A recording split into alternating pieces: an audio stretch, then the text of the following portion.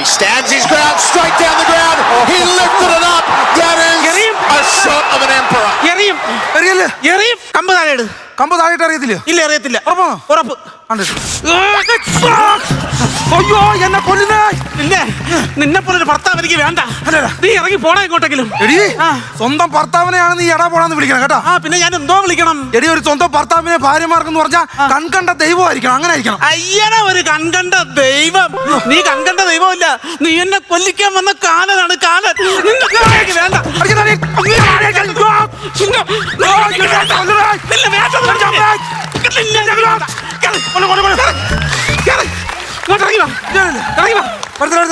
ചേച്ചി ഇറക്കി വിടവനാ. സുശി ചേച്ചി നിങ്ങൾ സ്ഥിരം പരിപാടിയത്. ഇറക്കി വിടരുത്. ഇന്നാണ് നിങ്ങളുടെ ഭർത്താവ് കള്ളു കുടിച്ചിട്ട് നിങ്ങളെ ഇടിക്കാനായിട്ട് ഓടിച്ചപ്പോ ഞാനാ തർത്തം നിന്ന് എന്നെ ചങ്കത്ത് അണ്ടിടിക്കാൻ മരിച്ചോട്. സുശീല ചേച്ചി ഞാനാ പറയുന്നത് ഇറക്കി വിട. എന്റെ സ്വഭാവം പറഞ്ഞുവിടാ. സുശീലേച്ചി ഇറക്കി വിട്. പറഞ്ഞ പോലെ എനിക്കറിയാം. അതുകൊണ്ടാ. എന്തോ ഇപ്പൊ പറഞ്ഞ പോലെ എനിക്കറിയാം. അറിയാല്ലേ?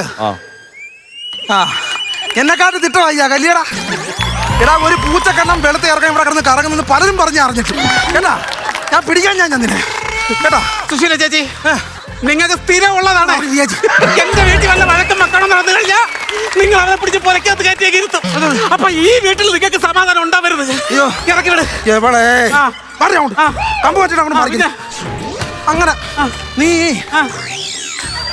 എടാ നിനക്ക് ഞാൻ ഇല്ലാത്തപ്പോ എന്റെ പെണ്ണുമ്പളക്ക് ഇച്ചിരി പഞ്ചസാര മേടിച്ച് കൊടുപ്പ്. ഇത് തേയില മേടിച്ച് കൊടുപ്പല്ലടാ. ഒരു 1 കിലോ സവാള മേടിച്ച് കൊടുക്കണം അല്ലേടാ.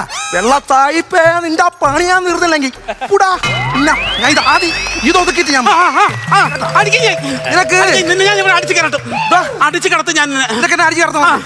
എടി വേണമെങ്കിൽ നിന്നെ അടിച്ച് ചുരുട്ടി അട്ട കിടക്കുന്നവർ ഇവിടെ കിടത്താൻ എനിക്ക് അറിയാൻ വയ്യാത്ത. പിന്നെന്ത്? പക്ഷെ ഞാനത് ചെയ്യാത്തത് ആ വലിയ മനുഷ്യനെ ഓർത്തിട്ടാ. ഓ എന്റെ അമ്മാവനെ ഓർത്തായിരിക്കും. അമ്മാവനെ കുമ്മാനൊന്നും അല്ല. പിന്നെ ഇവിടെ സ്റ്റേഷനിൽ പുതിയതായിട്ട് ചാർജ് എടുത്ത SI അവൻ ഇടിച്ചെന്റെ ഊപ്പാട് വരുത്തും. അതുകൊണ്ട് മാത്രമാണ് ഞാൻ കേട്ടാ ഞാൻ ചെയ്യാത്തത്.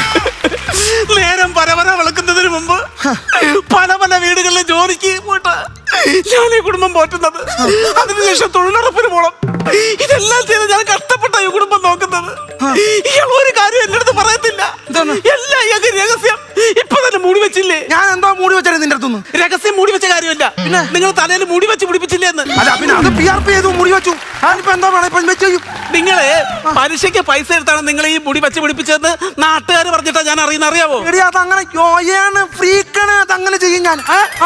നിങ്ങൾ ഈ മുടി നട്ടുപിടിപ്പിച്ച സമയം കൊണ്ട് നിങ്ങൾ 2 വാഴ നട്ടുപിടിപ്പിക്കാത്തത് അതങ്ങനെ ശരിയാ കൂടി. തലയിൽ ഇങ്ങനെ വാഴ കിളിച്ച് വന്നിട്ട് അതങ്ങനെ ശരിയാ. അതും കൊണ്ട് നടക്കണ്ടേ ഞാൻ? അയ്യോ അതൊന്നും അല്ല.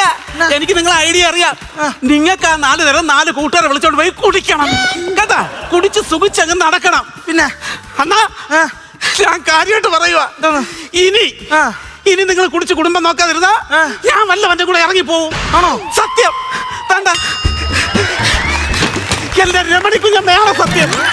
സത്യം. കയ്യേറി ഇല്ല. എടി കുഞ്ഞമ്മയുടെ തലേന്ന് കയ്യേറി. ഇല്ല എടുക്കൂല. എടി കുഞ്ഞമ്മയുടെ കയ്യെന്ന് തലയെടുക്കാൻ.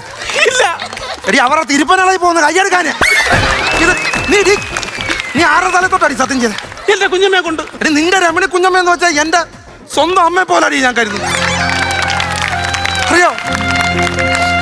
എന്റെ സ്വന്തം അമ്മയെ പോലെ ഞാൻ കരുതുന്നത് രമണി കുഞ്ഞമ്മ. ആ കുഞ്ഞമ്മയുടെ തലത്തോട്ട് അവള് സത്യം വിട്ടേക്കുന്നു. അവള് ഇറങ്ങി പോകുമ്പോലും ആരോടും എടി സത്യം പറഞ്ഞോണ്ടല്ലോ. ആ കുഞ്ഞമ്മയുടെ കാലിൽ ഒരു മുള്ളു കൊണ്ടാ. അല്ല അവരുടെ കണ്ണൊന്നും നിറഞ്ഞാൽ എനിക്ക് സഹിക്കാനൊക്കത്തില്ല. അറിയാം? ആ കുഞ്ഞമ്മയുടെ തലത്തോട്ടാ നീ സത്യം വിട്ടത്. എന്തായാലും സത്യം ചെയ്ത സ്ഥിതിക്ക് നീ വല്ലവരോടെ ഇറങ്ങിപ്പോണ്ട. അല്ല അവർക്ക് വല്ല മരിവാടി അതും പോട്ടെ. ഒന്നിനും പോരാ. ആ പലിശക്കാരൻ കരണ മുതലാളിയുടെ കയ്യിൽ നിന്ന് നിങ്ങൾ 1.5 ലക്ഷം രൂപ കടം മേടിച്ചില്ലേ? അതിനെന്താ ഇത് ചെയ്യാന്? അങ്ങനെ പേരിൽ മാത്രമേ ഉള്ളൂ കരുണ. പലിശയുടെ കാര്യത്തിൽ ഒരു കരുണ ഇല്ലാത്ത മനുഷ്യനാ. അയാളെന്ന് രാവിലെ എന്നെ ഫോൺ ചെയ്ത് പറഞ്ഞെന്താണെന്നറിയോ? അയാൾക്ക് മുതലും പലിശയും വേണം, ഇന്നിവിടെ വരുമെന്ന്. കൊടുക്കും. ആണുങ്ങൾ തമ്മിലുള്ള ഡീലിംഗാ. ആണുങ്ങൾ മേടിച്ചെങ്കിൽ ആണുങ്ങൾ അന്തസ്സായിട്ട് കൊടുക്കും. പിന്നെ ഞാൻ അതിനകത്ത് കയറി വിടല്ലേ? ശരി. അല്ലെങ്കിൽ ഞാനൊന്ന് ചോദിച്ചോട്ടെ, ഈ 42ാമത്തെ വയസ്സിൽ നിങ്ങൾ എന്തിനാണ് ഈ മുടി വെച്ച് പിടിപ്പിക്കാൻ പോയത്? എടി ഞാൻ എപ്പോഴും ഈ കഷണ്ടി തലയായിട്ട് ഈ പ്ലക്കി തലയായിട്ട് നടക്കണമെന്നാണ് നീ പറയുന്നത്. ഞാൻ യോയാണ് ഇതിന് വേണ്ടിയിട്ടാണ് ചെയ്തത്. ഒന്നുമല്ല. നിങ്ങൾക്ക് വേറെ ചുറ്റിക്കളി ഉണ്ട്. ചുറ്റിക്കളിയോ? ഇല്ല, നിങ്ങൾക്ക് വേറെ പെണ്ണുമായിട്ട് പ്രേമമുണ്ട്.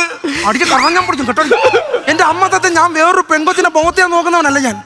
നീ എത്ര പെൺപിള്ളേരെ ഡെയിലി എന്റെ മൊബൈലിൽ കിടന്ന് വിളിക്കുന്നറിയോ? ഞാൻ ഫോൺ എടുക്കത്തില്ലല്ലോ. സത്യം പറയാ, അതൊക്കെ പെണ്ണുങ്ങളെ വിളിക്കുന്നേ, ഇതൊക്കെ പെണ്ണുങ്ങളെ വിളിക്കുന്നേ. ആ പെണ്ണുങ്ങളല്ലെന്ന്. ഞാൻ ഈ ഹിന്ദിക്കാരിൽ നിന്ന് ഓൺലൈനിൽ ലോൺ എടുത്തിട്ടുണ്ട്. അത് തിരിച്ചടയ്ക്കാൻ ഹിന്ദിക്കാരി പെൺപിള്ളേർ കിടന്ന് വിളിക്കുവാ. ഞാൻ എടുക്കത്തില്ല, തിരിച്ചു കൊടുക്കണം. അതാ.